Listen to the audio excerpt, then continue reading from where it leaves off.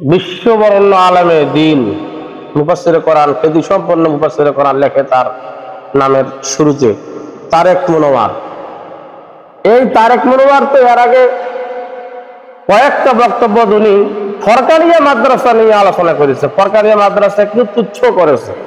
আমি তো বলি যে ভাই, ফরকানিয়া মাদ্রাসা যদি সেই সময় না থাকতো, ওই সময়ে আমরা ইসলাম বুঝতাম, কোরআন বুঝতাম।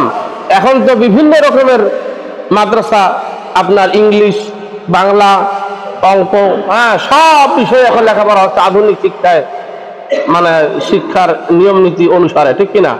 সেই সময়ে মৌলভী সাহেবরা কি করতো, এলাকার লোকজন মুরব্বীরা কি করতো, মসজিদ কমিটির সদস্যরা কি করতো, মসজিদে আলিফ বা তাসা পড়ার একটা সিস্টেম চালু করতো, ফরকানিয়া মাদ্রাসা। এইভাবেই তারা দিন ইসলাম শিখেছে। এরা আবার তাদের ছেলে মেয়েদেরকে দিনের দিকে এখন অগ্রসরে দিতেছে, ঠিক কিনা? এই জন্য কোনোটাকে তুচ্ছ করা যাবে না। উনি আমির হামজার ব্যাপারে বিরূপ ধারণা তার।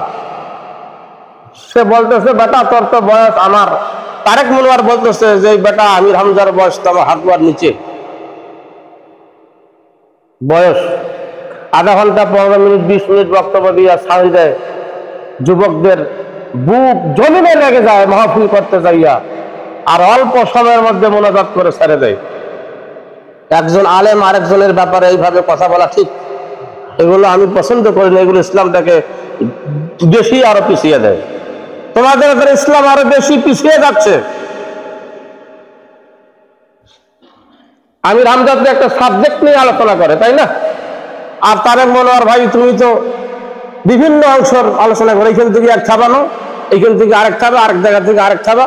তোমার আলোচনার তো কোনো সাবজেক্ট পাওয়া যায় না।